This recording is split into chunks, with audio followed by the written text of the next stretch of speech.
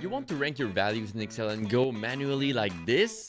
In this video, I'll show you how to do it with a function. Let's dive deep into it. So we have my sales rep here, Luke, Rihanna, Eminem, Slim Shady, Travis, and Britney Spears. We have some sales amount and we want to determine the rank. So it is super easy. We go with a function that is called equal rank.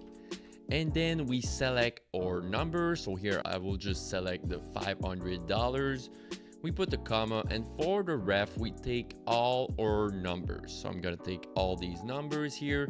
Don't forget to press F4 because if you drag your formula and you don't press F4, it won't lock the cells. And as an order, I will put descending. So I will just put a comma and then 0. Here we go. And then we have the value number 5.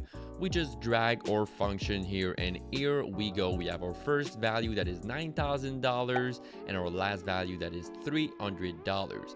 If I want to do it ascending, then we can do it the opposite way. We just go back in the function and we change the 0 for 1. And here we go. We have the ascending. So our lowest value is actually 300, which is number 1.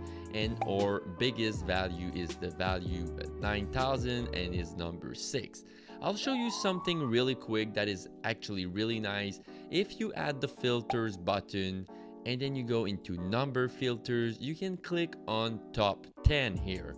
And then you can put your top or bottom 5 or 3 or 4 items, and then you click 5 and then click OK, and here you go. You have only your top 5 value. If you enjoyed this super quick Excel tutorial, I have many more Excel videos right here. Cheers.